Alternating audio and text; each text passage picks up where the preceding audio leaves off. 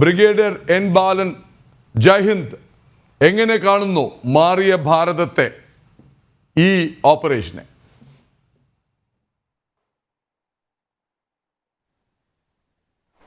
കഴിഞ്ഞ പ്രാവശ്യം നമ്മൾ നടത്തിയ പ്രതികരണങ്ങളെക്കാൾ വളരെയധികം വ്യത്യസ്തമാണ് ഈ പ്രാവശ്യം ഉണ്ടായിട്ടുള്ളത്. താങ്കൾ പറഞ്ഞതുപോലെ കുറച്ചുകൂടെ ആക്കവും കുറേ ആഴ്ചയിലും പല തലങ്ങളിലുമായിട്ടാണ് ഇതിൻ്റെ പ്രവൃത്തികൾ ഉണ്ടായിട്ടുള്ളത്.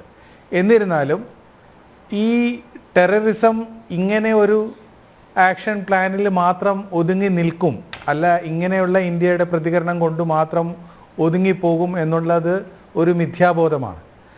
പാകിസ്ഥാൻ എൻ്റെ സൈന്യബലവും നമ്മുടെ സൈന്യബലവും പാകിസ്ഥാൻ്റെ എക്കണോമിക് സ്ട്രെങ്ത്തും നമ്മളുടെ സാമ്പത്തിക വ്യവസ്ഥയും വെച്ച് നോക്കുമ്പോൾ നമ്മൾ വളരെ ഉയർന്ന ഒരു പന്തിയിലായിരിക്കാം. എന്നാലും ടെററിസം എന്നുള്ളത് വലിയ അധികം ചിലവുള്ള ഒരു വ്യവസായമല്ല.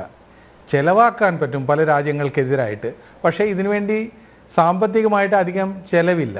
വളരെയധികം ആളുകൾ വേണ്ട, കുറച്ചാളുകൾ മാത്രം മതി. അവർക്ക് കുറച്ച് തോക്കുകളോ അല്ലെങ്കിൽ കുറച്ച് മിലിറ്ററി എക്യുപ്മെൻറ്റ്സോ കൊടുത്തു കഴിഞ്ഞാൽ ഇത് ഒരു വ്യവസായമായി നടത്തിക്കൊണ്ടിരിക്കാം.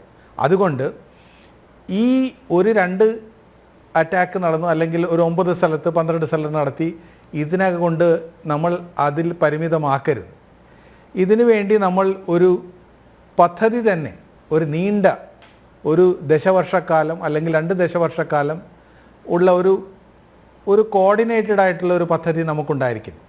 അത് പാകിസ്ഥാൻ്റെ പല കാര്യങ്ങളെയും തളർത്തുകയും മാത്രമല്ല നമ്മൾക്ക് എങ്ങനെയും പ്രതികരിക്കാനുള്ള ഒരു ഇച്ഛാശക്തിയും അതിനുള്ള കഴിവും ഉണ്ടെന്നുള്ള കാര്യം എപ്പോഴും ആലോചിക്കണം. രണ്ടാമത് എനിക്ക് പറയാനുള്ളത്, ഇപ്പോൾ ഈ കാര്യം നടന്നു, കുറച്ച് നാളുകൾ കഴിയുമ്പോൾ എല്ലാം മറന്നുപോകും. ഒരു കാലത്തിൻ്റെ ഒഴുക്കിൽ മറവി സാധാരണമാണ്. അങ്ങനെ സംഭവിച്ചാൽ അത് വീണ്ടും വീണ്ടും ഇത് ആവർത്തിക്കപ്പെടും.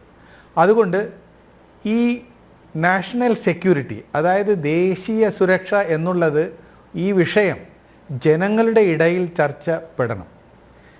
സിവിൽ ഡിഫൻസിനെ പറ്റി കുറച്ച് പ്രതിവാദങ്ങളുണ്ടായി, കുറച്ച് കാര്യങ്ങൾ ചെയ്യുകയും ചെയ്തു. പക്ഷേ സിവിൽ ഡിഫൻസിനെ പറ്റി എൻ്റെ അഭിപ്രായത്തിൽ ജനങ്ങളെ കൂടുതൽ ജാഗരൂകരാക്കണം.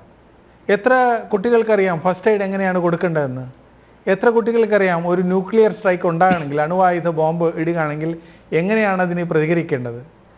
എങ്ങനെയാണ് ഒരു വൂണ്ടിന്, ഒരു മുറിവ് വന്നാൽ എങ്ങനെയാണ് രക്ഷിക്കേണ്ടത്? അല്ലെങ്കിൽ ഒരാൾക്ക് ശ്വാസം മുട്ടലുണ്ടായാൽ എങ്ങനെ ഇതാകും? അങ്ങനെയുള്ള കാര്യങ്ങളിൽ കൂടുതൽ ശ്രദ്ധിച്ചിട്ട് അതിൻ്റെ ഒരു പാഠ്യ വിഷയമാക്കി മാറ്റണം. മാത്രമല്ല സുരക്ഷ എന്നുള്ളത് പല തലങ്ങളിലും എപ്പോഴും ചർച്ച ചെയ്തുകൊണ്ടിരിക്കണം. ഉദാഹരണമായിട്ട് armed forces special powers act എന്ന് പറയുന്ന ഒരു ആക്ടുണ്ട്. അത് ഇങ്ങനെ ടെററിസം ആക്ടിവിറ്റി ഉള്ള സ്ഥലങ്ങളിൽ സ്റ്റേറ്റ് ഗവൺമെൻറ്റും സെൻട്രൽ ഗവൺമെൻറ്റും കൂടി പ്രഖ്യാപിച്ചിട്ട് പട്ടാളത്തിന് പ്രത്യേക പവറുകളൊക്കെ കൊടുക്കും. അപ്പോൾ എപ്പോഴും പട്ടാളം വേണമെന്നല്ല, പലപ്പോഴും ഈ ആക്ടിൻ്റെ പല്ലുകൾക്കുള്ള മൂർച്ച കുറയ്ക്കാനുള്ള രാഷ്ട്രീയ പ്രതിവാദങ്ങളും വാദങ്ങളും ഒക്കെ ഉണ്ടാകും. പക്ഷേ നമ്മളെപ്പോഴും ആലോചിക്കേണ്ടത്, ഇത് എപ്പോഴും ഒരു മൂർച്ചയുള്ള ഒരു ആയുധമായിട്ട് വെച്ചാൽ മാത്രമേ നമ്മുടെ ആന്തരികമായിട്ടുള്ള ഈ ടെററിസത്തിനുള്ള സപ്പോർട്ടൊക്കെ നശിക്കുകയുള്ളൂ. അത് എപ്പോഴും വേണം. പിന്നെ ബാഹ്യമായിട്ട് ഇനിയും വേറെയും തലങ്ങളിലുള്ള നമ്മളുടെ കഴിവുകൾ ഊർജ്ജസ്വലപ്പെടുത്തേണ്ടിയിരിക്കുന്നു. ഒരു ദശവർഷക്കാലം പാകിസ്ഥാനെ 2 3 പ്രവിശ്യകളായിട്ട് ശിഥിലമാക്കിയാൽ മാത്രമേ ഇതിന് ഒരു അറുതി വരുവുള്ളൂ എന്നുള്ള വിശ്വാസക്കാരനാണ് ഞാൻ.